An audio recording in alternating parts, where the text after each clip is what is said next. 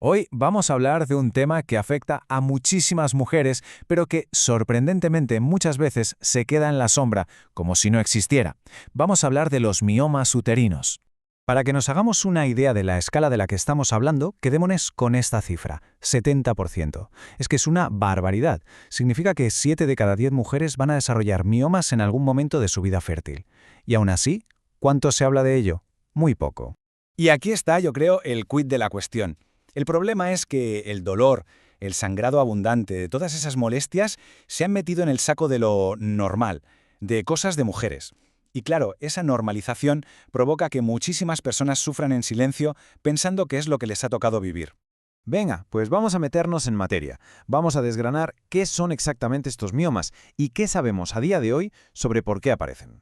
Lo primerísimo y que quede súper claro, la palabra tumor asusta, y mucho. Pero en este caso estamos hablando de tumores benignos, o sea, no son cáncer. La probabilidad de que un mioma se vuelva maligno es bajísima, casi inexistente, así que ese miedo, fuera. Bueno, su localización lo es todo para entender los síntomas. Por ejemplo, los subserosos crecen, digamos, en la capa exterior del útero, hacia afuera.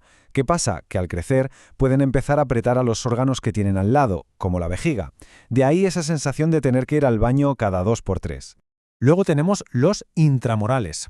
Estos son los más habituales, de hecho. Crecen en el propio grosor del músculo del útero. Al hacerlo, pues el útero puede aumentar de tamaño y de ahí viene muchas veces esa sensación de pesadez, de hinchazón en el abdomen.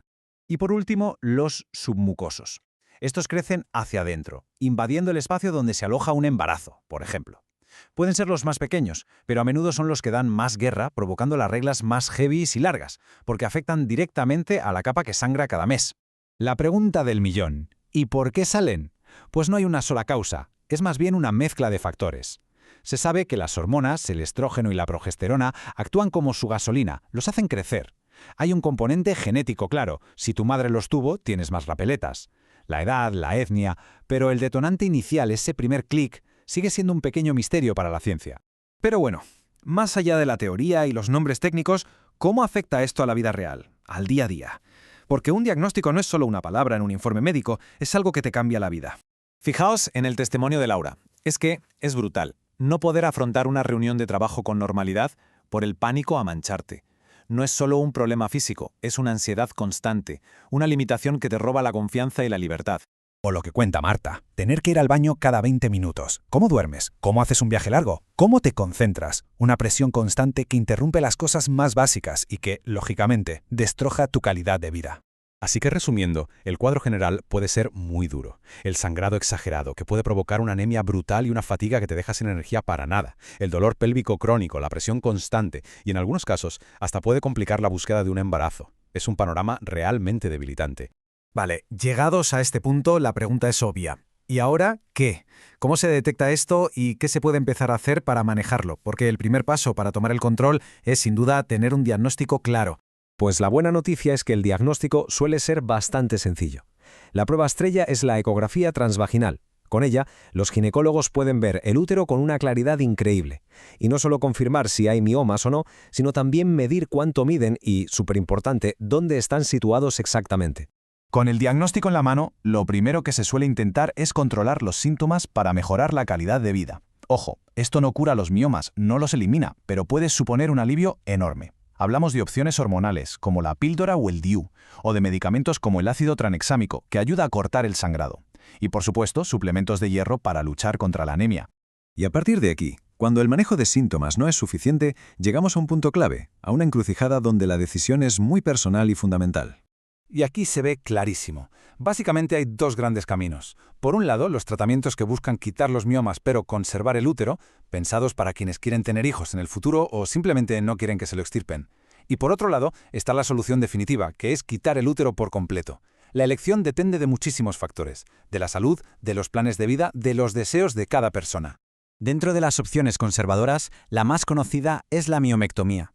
Es como un trabajo de cirujano de precisión. Se quitan solo los miomas, uno a uno, y luego se reconstruye el útero. Hoy en día, además, se suele hacer con técnicas muy poco invasivas, lo que facilita mucho la recuperación.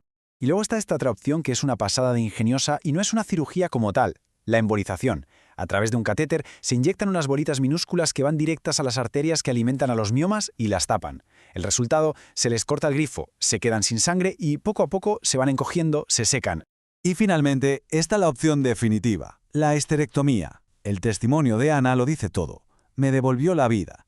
Para muchas mujeres con síntomas muy severos y que ya no se plantean ser madres, esta decisión, aunque es durísima, puede significar el fin de años de sufrimiento. Es volver a vivir sin dolor y sin miedo a sangrar. Entonces, ¿hay luz al final de este túnel? Pues por supuesto que sí. Vamos a ver lo importante que es ser proactiva con la propia salud y los resultados tan positivos que se pueden conseguir. Y es que lo más importante es quedarse con este mensaje. Hay esperanza y hay soluciones.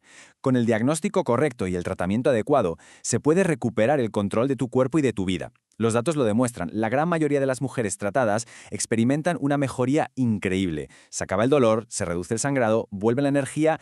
En resumen, la vida mejora, y mucho. Y esta es la idea clave. El mensaje que lanzan todos los expertos. No hay por qué aguantar. Un dolor invalidante o un sangrado que te condiciona la vida no son normales. Insistir, buscar una segunda opinión, no conformarse, es fundamental. Porque un diagnóstico a tiempo lo cambia absolutamente todo.